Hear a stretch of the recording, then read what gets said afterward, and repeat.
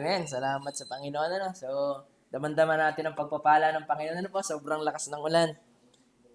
So, we praise the Lord and we praise the Lord dahil hindi po hadlang yan. Sabi nga po ng ating tagapanguna na tayo ay magsama-sama upang sambahin at kilalanin natin ang ating pong Panginoon. And I praise the Lord sa kanya pong katapatan sa atin. 34 years. 34 years na po ang Herald of Faith Baptist Church. At yun nga po, ang motto natin is to glorify God through evangelizing the lost and nakasulat, edifying the saints in Christ Jesus. Pinupuri po natin ang Panginoon. So mga kapatid, ito po ay connected doon po sa tema natin sa isang buong taon. All things for the gospel. So let me direct you to John chapter 4 verses 1 to 26. Actually hanggang 42 po ito, pero pipili lamang po tayo ng ilang mga verses na ating babasahin.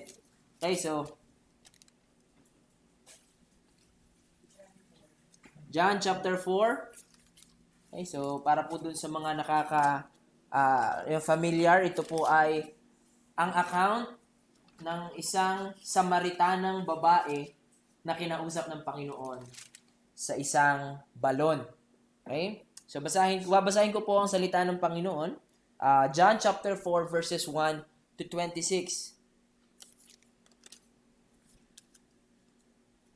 Okay, so kung nakita nyo na po, ito po ay nasa Juan, Kabanata 4, mga talata 1 hanggang 26. Sabi po ng salita ng Panginoon ay ito. Now when Jesus learned that the Pharisees had heard that Jesus was making and baptizing more disciples than John, although Jesus himself did not baptize but only his disciples, he left Judea and departed again for Galilee. And he had to pass through Samaria. So he came to a town of Samaria called Sychar, near the field that Jacob had given to his son Joseph. Jacob's well was there, so Jesus, wearied as he was from his journey, was sitting beside the well. It was about the 6th hour. A woman from Samaria came and drew water, and Jesus said to her, "Give me a drink," for his disciples had gone away into the city to buy food. The Samaritan woman said to him, "How is that you, a Jew, ask for a drink from me, a woman of Samaria? For Jews have no dealings with Samaritans." Jesus answered to her, "If you know or knew the gift of God and who it is that is saying to you, 'Give me a drink,' you would have asked him, and he would have given you living water." Let's go to verse 14 or verse 13. Jesus said to her, "Everyone who drinks of this water will be thirsty again, but whoever drinks the water that I will give him will never be thirsty again.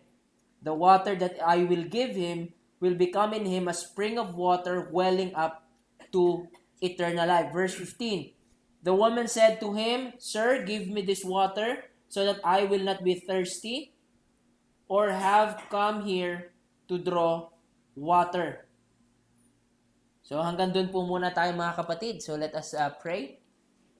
Aming dakilang Diyos na makapangyarihan sa lahat, salamat po Panginoon sa biyaya mo po sa amin, O Diyos. Patuloy po naming narinig at natunghayan ang iyo pong salita kung saan iyong kinatagpo ang isang Samaritana at iyo pong pinagkalooban ng buhay na walang hanggan. Dalangin po namin, O Diyos, na ang amin pong pag-aaralan sa gabing ito ay magdulot sa amin ng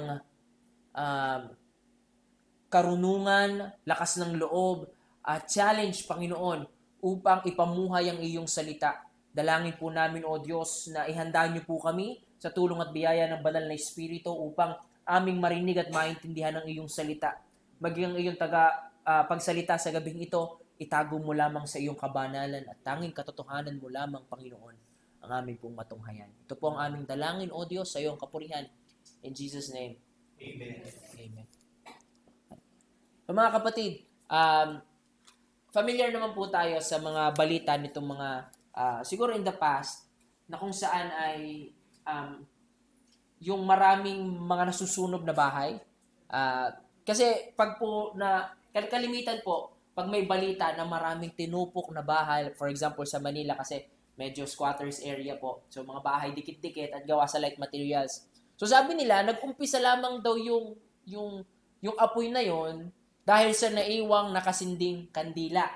O probably ganun po yung or yung most common na nagiging sanhi ng isang malaking apoy. So ang gusto ko pong sabihin, mga kapatid, alam niyo po, ang dila po natin ay parang isang kandila. Isang maliit na membro ng ating katawan, ngunit may kakayanang magsimula ng isang malaking bagay. Kayang tumupok ng maraming bagay. Alam niyo po ang sa John or sa James, ginamit po ang ilustrasyon na ito sa dila na nakakapaminsala. Pero alam niyo po, ang sabi po sa Romans chapter 10 verse 17. So then faith cometh by hearing, and hearing by the word of God. So kung may nakikinig, merong nagsasalita. Tama po. So ito po yung commission ng Panginoon, o ito po yung medium na ginamit ng Panginoon for the word of God to be proclaimed is through our mouth. At alam niyo po, itong maliit na membro ng katawan natin ay kayang magbago ng buhay ng isang tao. Dahil sa pamamagitan nito, ipinapahayag natin ang salita ng Panginoon. That is the most effective way to preach or ipamahagi ang mabuting balita, ang ipagsabi ito. Kaya mga kapatid, ang nais ko pong ipahayag sa atin is that we should converse, o dapat tayong makipag-usap sa mga tao kagaya na kung papaano nakikipag-usap ang Panginoon upang dumating ang isang life-changing opportunity sa loob o sa isang tao. Again, a Christ-like conversation will bring about a life-changing moment sa buhay po ng isang tao. So again, ang punto po ng akin pong sermon ngayon sa inyo mga kapatid is a Christ-like conversation is life-changing. A Christ-like conversation is life-changing. So ano ba yung mga karakter ng conversation na kagaya ng sa Panginoon? So matutunghayan po natin, meron po tayong 3 punto na tatalakayin ngayon, 3 katotohanan. First, a life-changing or a Christ-like conversation is intentional. Right? Secondly, a Christ-like conversation is impartial. Thirdly, a Christ-like conversation is biblical. Ito po yung mga 3 aspeto upang ang atin pong pangungusap sa ibang tao ay magdulot sa kanila ng pagbabago ng kanilang buhay. So, up front sasabihin ko po sa inyo na hindi ang salita natin ang magbibigay buhay sa tao. But from yung pong buod o mensahe ng atin pong pangungusap. Okay? At ang Panginoong Hesus po, kung paano siya makipangusap sa tao, ito po ang gagawin nating modelo ng atin pong pangungusap. And hopefully, by the grace of God, it will start to show in our everyday life. Okay? So let's start on the first aspect of Christ-like conversation. Christ-like conversation is intentional. So, tingnan po natin sa verse 3. Okay, so, he left Judea and departed again for Galilee. Siguro, ano ko lang to, Pastor? Ano ko na lang to? Parang okay. Huwag na lang. Yung tanggalin. Okay, sabi mo sa verse 4, and he had to pass through Samaria, so he came to a town of Samaria called Sychar, near the field that Jacob had given to his son Joseph, and Jacob's well was there. So Jesus, wearied as he was from his journey, and was sitting beside the well, and it was about the 6th hour. A woman from Samaria came to draw water, and Jesus said to her, "Give me a drink." Alam niyo mga kapatid, there is a historical background sa bagay pong ito. Alam niyo po, ang isa pong Hudyo, hindi po yan dumadaan sa pusod ng Samaria. Alam niyo po kung bakit, kasi meron po silang malaking hidwaan. Sila po ay may pandidiri sa isa't isa. That is the exact term. Meron po silang pandidiri sa isa't isa. Kaya hindi po basta-basta pumapasok ang isang Hudyo sa kalagitnaan ng Samaria. Pero sabi po ng salita ng Panginoon sa verse 4, He had to go through. He had to go through Samaria. Kasi po, merong kakatagpuin ang Panginoon. Alam niya na meron siyang kakatagpuin. So, sabi po sa verse 4, He has to pass through Samaria. That is the intentionality sa part po ng Panginoong Hesus. Sinadya po niya na pumunta sa lugar na yun. Kasi po, marami pa pong ruta na pwede silang daanan. Marami pa pong mga daan. Actually, hindi lang po 3, hindi lamang po 4 ang ruta na pwede nilang daanan. But because God is on a mission, He has the intention, Jesus Christ, to talk to that woman. Doon sila dumaan sa pusod ng Samaria. At doon nga niya nakita ang isang babae. Alam niyo po, ang intentionality pagdating po sa pagbabahagi ng mabuting balita ay isa pong malaking aspeto ng atin pong paglilingkod sa Panginoon. Para po yung isang magnifying lens. Okay? Kasi po, pag ang init ng araw, although nararamdaman natin ang init ng araw, hindi po yan nakakatupok. Pero once na tinapatan natin o nilagyan natin ng magnifying lens, nagfo-focus po yung init ng araw to a single point, at dahil po doon, ito po ay nakakatupok. Paggising po natin sa umaga, mga kapatid, at meron agad tayong intention na sa araw na ito, gusto kong magbahagi ng mabuting balita. Isinasaayos na nito ang mindset mo. Hindi, meron ka ng mission sa araw na yun. May purpose ka na sa araw na yun. Diba? At bawat galaw mo, naaalala mo yung purpose mo, alam mo kung ano mga susunod mong gagawin. Okay? Kaya po hindi advisable yung pupunta ka lang sa gitna ng bayan or sa palengke at sisigaw ka ng mabuting balita, natatamaan na ang gustong tamaan o makarinig na ang sinong makarinig. Hindi po ito ang magandang paraan ng pagbabahagi ng mabuting balita. One way we could do it, pwede po natin gawin ng street preaching, basta po tatawag muna tayo ng atensyon. O merong mga tao na talagang makikinig sa atin. Kaya yung ibang ginagawa nila, nagtatanong sila ng isang mga thought-provoking questions o talagang may kinakausap sila. Pag nagpipreach sila, merong mga tao na sa harap nila na yun talagang kinakausap nila. Okay? Because there is this intentionality na kailangan meron po tayo. Diba? Mga kapatid, kailan huli nating natapos ang isang preaching sa isa sa kalsada? Diba, namamalengke tayo. Nakarinig tayo ng may nagbabahagi ng, halimbawa, merong nagpipreach ng gospel. Hindi natin pinag-usapan kung tama o mali. Ang pinag-usapan natin ay, sino sa atin ang nakatapos ng isang preaching sa kalsada? Wala, diba? Tayong lahat ay busy. Tama po. Busy tayo na kung anong gagawin natin. Busy tayo kung saan tayo pupunta.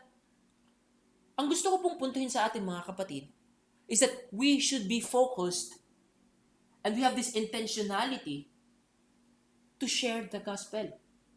Halimbawa, tayo isang estudyante. Pagising natin, sa araw na ito, magbabahagi ako ng mabuting balita sa school. That's good. Pwede rin. So, sa araw na ito, magbabahagi ako ng mabuting balita sa classroom namin. That's even better. But the best, sa araw na ito, babahaginan ko ng mabuting balita yung kaklase ko. Si John, si Matthew, halimbawa yun ang pangalan ng kaklase natin. And that is the best because we have this intention to really share the gospel. Hindi po yung papasok tayo, hindi natin alam yung gagawin natin. Right? So we should be intentional.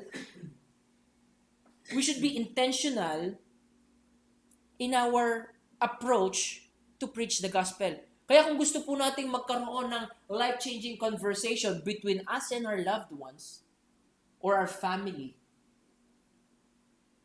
kailangan meron tayong intention talaga na magbahagi sa kanila ng mabuting balita. Hindi po yung we always pray. Mga kapatid, we pray na ano ang prayer request mo, kapatid? Unsaved loved ones po. Baka sila po ay maligtas. But there is nothing that, wala tayo pong ginagawa. Kasi po, tayo po ang magiging answer prayer sa ating panalangin. Kung gusto nating makarinig ng mabuting balita ang ating pamilya, kailangan nating gumalaw para mabahaginan sila ng mabuting balita. Hindi man po tayo ang magbahagi ng mabuting balita, pero tayo yung magbubukas ng kanilang kamalayan at magiging daan para mabahaginan sila ng mabuting balita.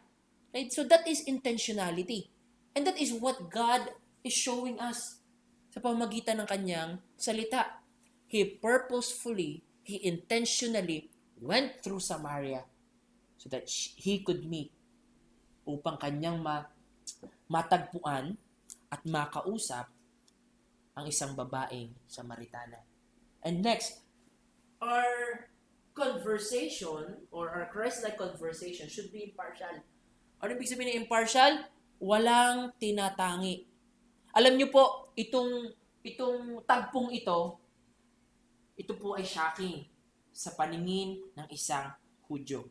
Totoo po yan. Ito po ay, actually, pwede nila itong ilabel as scandalous. Yung tagpong si Jesucristo at isang Samaritana. May tatlo pong dahilan kung bakit ganon. One is because of their gender. Second is because of their ethnicity. Okay, they are from the same race, but they are different ethnicity. Third is because of the social construct na meron sila. Or meron yung babae. Okay, yung babae. Okay, first is the gender. Ang sabi po sa verse 7, mga kapatid. Ang sabi po sa verse 9, kung titingnan po natin, ang sabi po dito, the Samaritan woman said to him, "How is it that you, a Jew, ask for a drink from me, a woman of Samaria? For the Jews have no dealings with Samaritans." Alam niyo po mga kapatid, normally hindi kakausapin ng isang lalaki ang isang babae. Even kang pareho silang Hudyo. Because to them, ang role ng isang babae is to be under the man. So they don't see themselves as equal. Kaya hindi po sila pwedeng mag-usap. Okay? Hindi po kinakausap ng isang lalaki ang isang babaeng Hudyo nang sila'y walang any relationship at all. Hindi sila mag-asawa, hindi sila mag-ina, hindi sila mag-ama, magkapatid. Hindi po mangyayari yon during the time of Jesus Christ. Right? But Jesus Christ talked to the Samaritan woman. Secondly, it's because of their ethnicity. Let me give you history po. Kaya po may malalim na galit ang mga Hudyo sa Samaritano sapagkat ang mga Samaritano po, nung sila ay sinakop nung unang panahon ng Assyrian Empire, hindi lamang po sila nahuli, sila po'y nakipamayan sa mga Assyrian at hindi lamang po yun, sila ay nagpakasal. So ang mga naging anak po nila ay Hudyo at Assyrian. At hindi lamang po yun, ang Diyos-Diyosa ng mga Assyrian ay kanila ding sinamba. Kaya po ang tingin ng mga purong Hudyo na nadoon sa Juda ay itong mga ito ay mga pagano. Sila ay mga heretic. Tinalikuran na nila ang Diyos.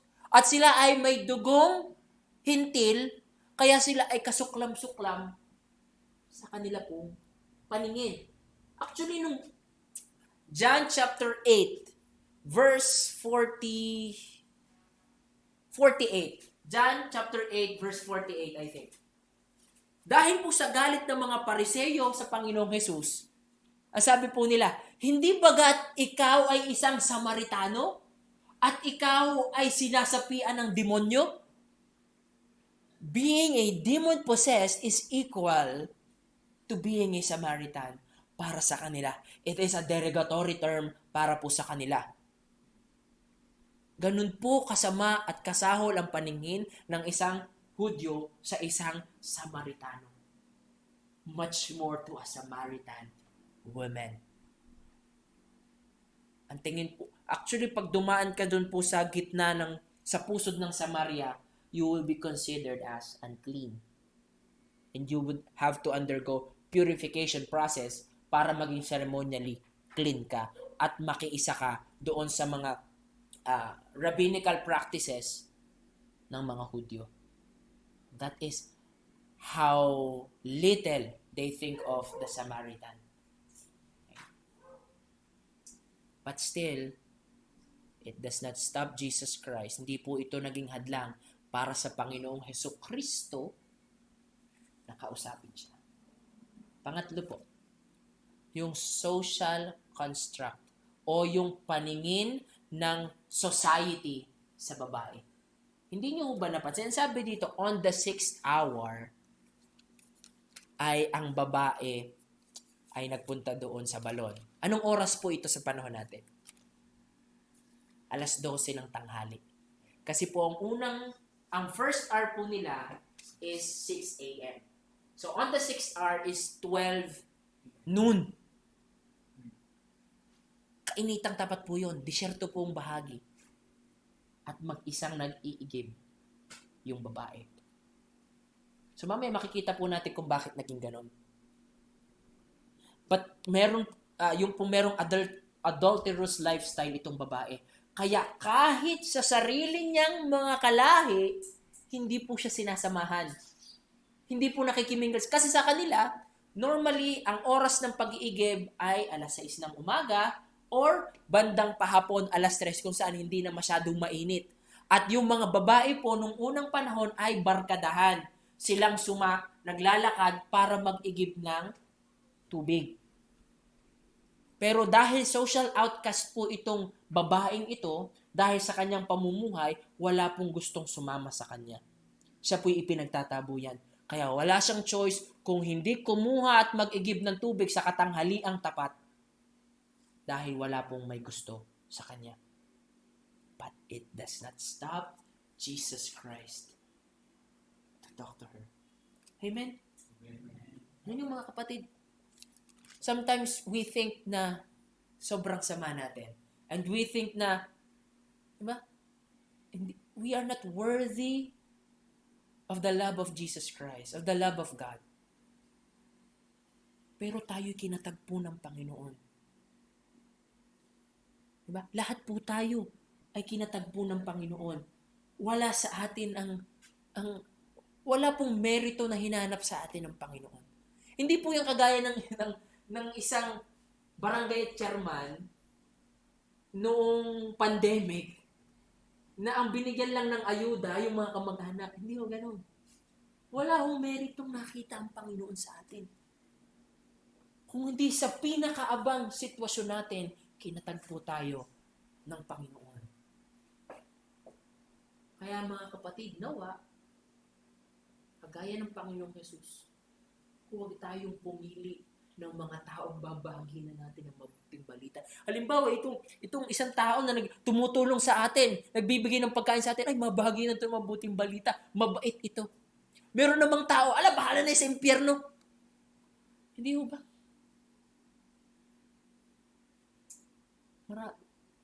Ano po utos sa atin ng Panginoon? To love your neighbor as yourself. May it be your friend or your foe, love them like yourself. Kung anong gusto mong matatanggap sa'yo, o ang gusto mong magiging trato sa'yo ng tao, ganun mo din itrato ang iyong. Kung gusto mong mabuting balita at narinig mong mabuting balita, marapat lamang na ibahagi mo ito sa kanila. Huwag natin silang piliin. Diba sabi po ni James, do not show partiality amongst yourself. Mapamahirap, mapamayaman, bahagi na natin ang mabuting balita. Mapakaibigan natin, pamilya natin, kaaway natin, mga taong galit sa atin, bahagi na natin ang mabuting balita. Ipanalangin natin. Pagkat ito po ang tanging paraan lamang upang maibahagi natin ang mabuting balita sa lahat ng tao. It is through our conversation, through our words, that we can preach the gospel na magdudulot sa kanila ng transforming life o life change sa kanila. So again mga kapatid, a life-changing conversation is open and free for all. And the free gift that we receive from God should be offered freely din.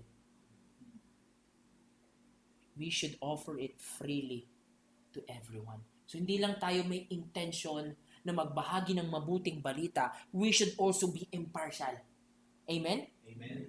We should be impartial to preach the gospel. Thirdly, a Christ-like conversation is biblical, or it should be biblical. Okay? It should be biblical. Let's go to verse 9, mga kapatid. Ang sabi po ng verse 9,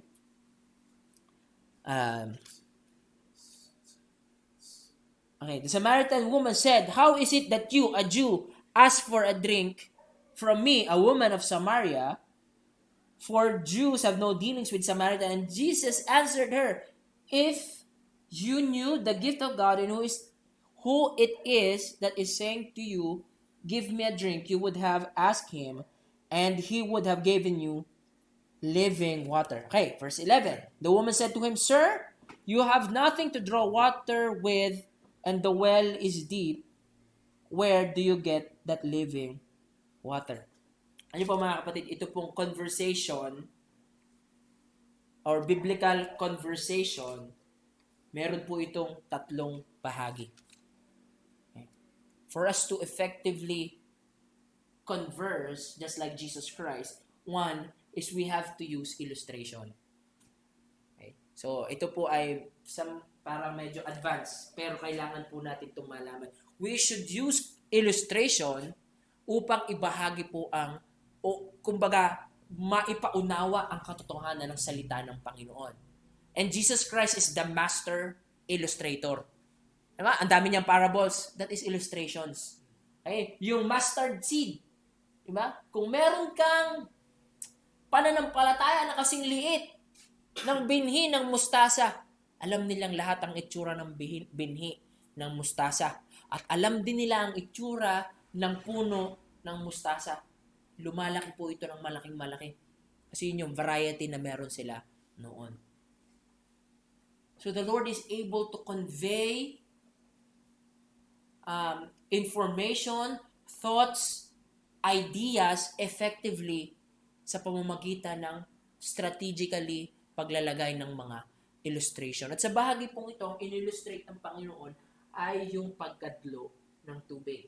Sabi po ng Panginoon, kung nakikilala mo lamang ang taong humihingi sa iyo ng tubig, baka ikaw pa ang manghingi ng tubig sa kanya.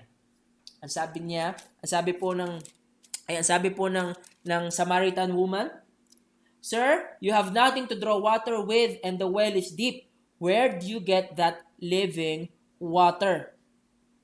Okay? "Are you greater than our father Jacob, and he gave us the well and drank from it himself, as did his son and his livestock?" Sabi niya, Jesus said to her, "Everyone who drinks of this water will be thirsty again, but whoever drinks of the water that I will give him will never be thirsty. The water that I will give him will become in him a spring of water welling up to eternal life. Sir, give me this water that I will not be thirsty or have to come to draw water." Okay, let's draw parallel. Ang nasa isip po ng Samaritan woman is, itong tubig na ito is material. At ito nakakatigaw ng physical thirst. Ang sabi ng Panginoon, meron akong tubig. This is spiritual, and ito po'y nakakatigaw ng spiritual na pagkauhaw. Ganun po ginamit ng Panginoon ang illustration. Ang sabi po kanina nung sa memory verse, John 3:5, Verily, verily, I say unto you, unless a man be born of water and of spirit, he cannot enter the kingdom of God. The water that the Lord is saying, o sinasabi ng Panginoon, ay ang karunungan mula sa salita ng Panginoon na magdudulot sa tao na makilala niya ang Diyos. Kasi na po, masakit ang aking singaw. Magdudulot ito sa kanya na makilala niya ang Diyos in such a way na magkakaroon siya ng deep knowledge of who God is. In short, magkakaroon siya ng relationship sa Panginoon. And that is what the water or living water ang sinasabi ng Panginoon.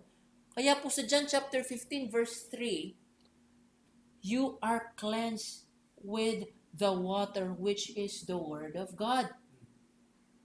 Yung mga kapatid, that is the living water.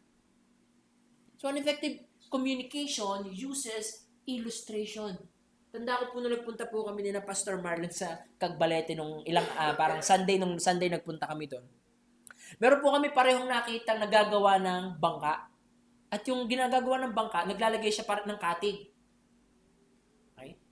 So, pareho, naghiwalay na kami ni Pastor Marlon. Tapos na nag-share kami ng gospel, pareho namin ginamit yung bangka as an illustration. Hindi man kami nag-usap, pero nung nagpangita kami, sabi, Kuya, ginagamit mo din yung bangka? Yun na nakita ko eh. Ayun ang alam ng tao. It is a gift from God to use an illustration.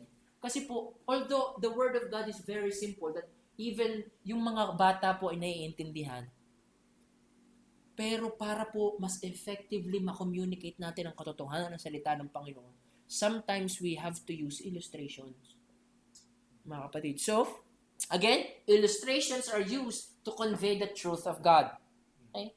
To convey the truth of God. Secondly, a biblical conversation lets the truth of God convict. Okay? The Word of God convicts people. So, let it convict people. Amen? Amen. Kasi minsan, pag nagpipreach, merong mga preacher, pag nagpipreach, dinadagdagan pa. Okay? Pinepersonal pa. Ang salita po ng Panginoon ay salita ng Panginoon. Let it do its job. Sapagkat kung ito'y dinagdagan natin, hindi na ito purong salita ng Panginoon. Ito ay salita na ng tao. Okay? Kaya sabi, pakinggan po natin ang sinabi ng salita ng Panginoon. Verse 16.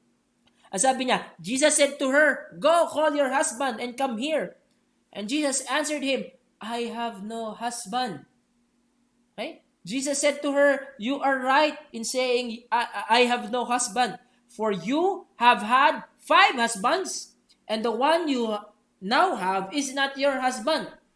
What you have said is true. Yun pala ang dahilan kung bakit hindi siya sinasamahan ng kanyang mga kapwa babae.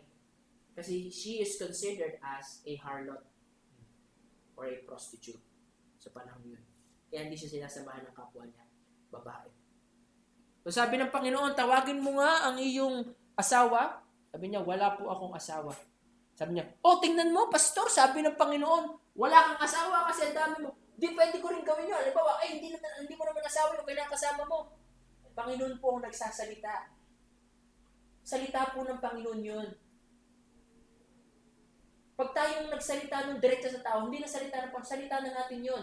Ano dapat natin gawin? Let the Word of God convict. Ang sabi ng salita ng Panginoon, For all have sinned and fall short of the glory of God.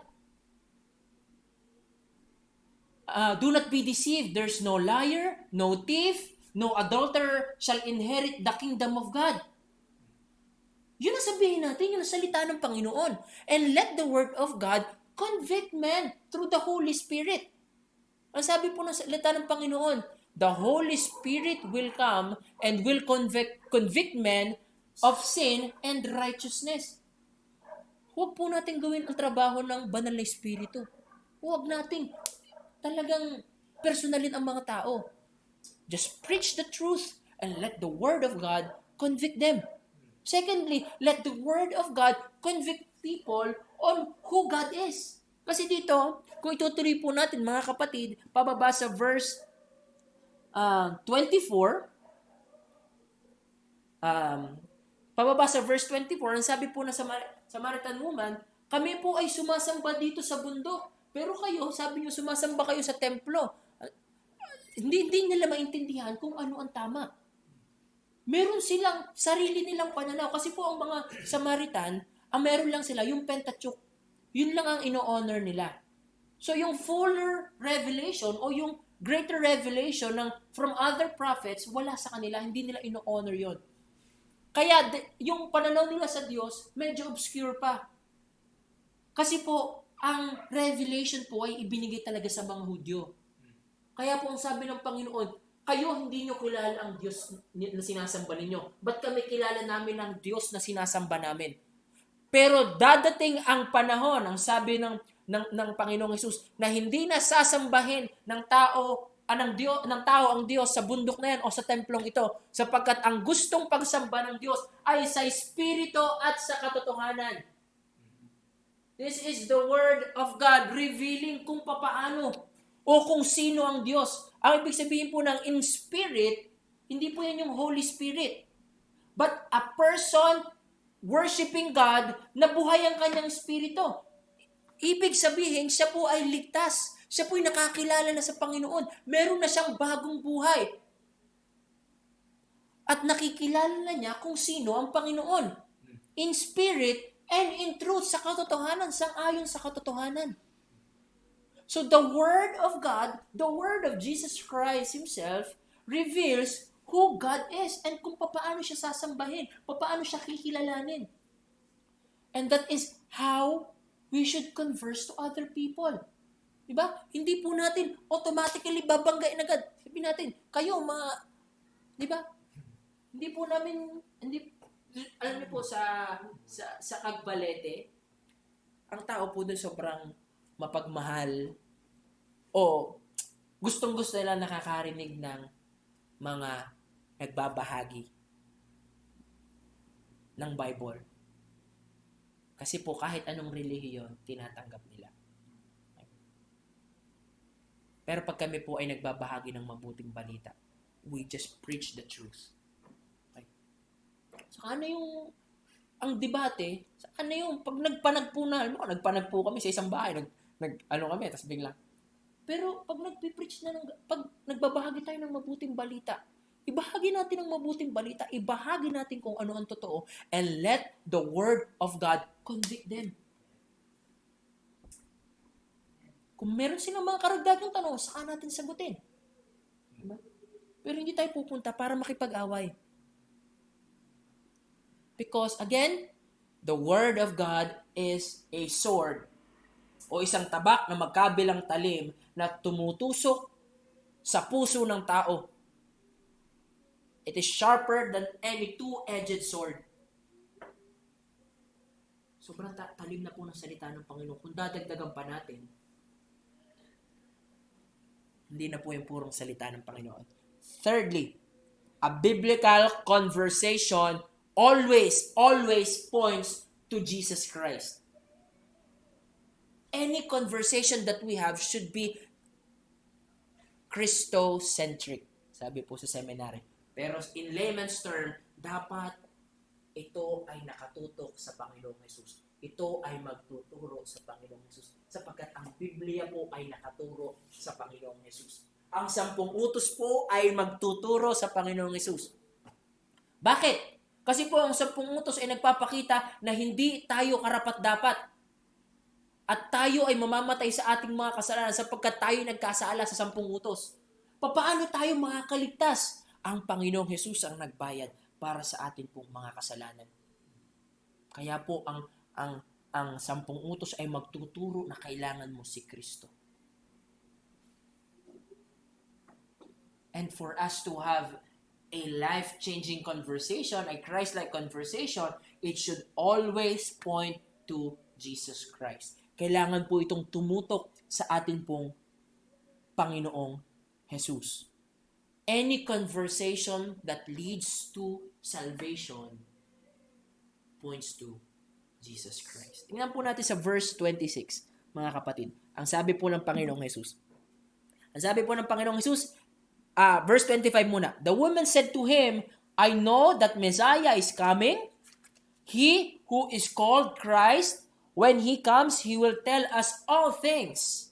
And Jesus said to her, I who speak to you am he. Actually, this whole conversation is to really tell people that Jesus Christ is the Messiah. I am he, sabi ng Panginoong Jesus.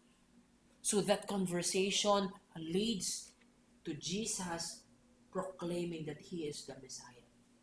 So should our conversation leads to Jesus Christ? Right? Yan po ang nilalaman dapat ng atin pong pagsasalita. Hindi lang ito dapat intentional, hindi lamang ito dapat impartial, hindi lamang ito kundi ito rin ay dapat biblical. Okay? Let the word of God convict people, and let the word of God, let your conversation lead to Jesus Christ. Okay? Again, mga kapatid, only the word of God convicts people towards repentance and faith. Pero kung babantuan ito natin ang ating sariling salita o iba pang motibasyon para tanggapin natin ang Panginoon, alam niyo po kung ano maghindul nito? Worldly sorrows which leads to death. Not unto life, but it will lead you or lead them to death. Kaya mga kapatid, let our conversation always be permeated o ang mamutawi ay ang salita ng Panginoon. Alam niyo mga kapatid, tayong lahat dito ay isang Samaritana na kagaya nito. We are lost. We are sinners. We are dead in our sins. We are outcasts. But the Lord intentionally met us. And He poured out His love for us. So let us be the Samaritan woman. Verse 28. Ito napakaganda po na nangyari. Verse 28. So the woman left her water jar and went away into town and said to the people, Come, see a man who told me all that I ever did. Can this be the Christ? Ano po yung naging first reaction ng Samaritan woman? Ibinaba niya ang lahat ng kanyang dalahin, kanyang kaabalahan. Pumunta siya sa mga taong ayaw sa kanya. Hali kayo. Meron akong nakausap na tao. Siya na kaya ang Messiah? Hali kayo.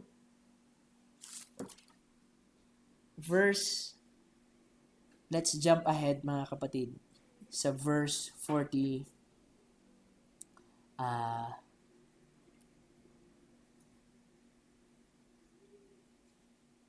verse 39. Many Samaritans from the town believed in him because of the woman's testimony. He told me all that I ever did. So when the Samaritans came to him, they asked him to stay with them, and he stayed there 2 days, and many more believed because of his word. And they said to the woman, pakinggan po natin, it is no longer because of what you said that we believe, for we have heard for ourselves, and we know that this is indeed the Savior of the world. Mga kapatid, let us continue becoming that Samaritan woman. Let's go back to our people, to our circle of friends, to our family, and let us lead them to Christ. We can share our testimony. Pwede nating ibahagi kung paano tayo binago ng Panginoon. Tapos sabi mo, halika, kausapin mo yung pastor namin. Magbabahagi kami sa iyo ng mabuting balita. At ang sabi po ng mga Samaritano, it's no longer about your testimony that we believed. We believe because we heard it from God. We heard it from Jesus Christ. We heard it from the Word of God. So brothers and sisters, may yung atin pong way of conversation or preaching the gospel or sharing the gospel, maging isa po sana tayo na magkaroon tayo ng intensyon na magbahagi ng mabuting balita. Huwag tayong mamili ng mga taong binabahagi na natin o babahagi na natin ng mabuting balita at ibahagi natin ang purong salita ng Panginoon. Tayo po'y manalangin. Aming dakilang Diyos na makapangyarihan sa lahat, salamat sa iyong dakilang biyaya sa amin. Salamat, Panginoon, na binigyan niyo po kami ng karunungan. Salamat po, Panginoon, at natunghayan namin ang iyong salita. Patuloy po naming dalangin na matuto po kami dito, Panginoon. Bigyan niyo po kami ng kalakasan sa pamamagitan ng banal na Espiritu na humayo at ibahagi ang iyo pong mabuting balita. Tulungan niyo po kami, enable us with your Holy Spirit, O Lord, at patuloy po kayong kumilos sa amin. Salamat po, Diyos. Purihin ka in Jesus' name. Amen.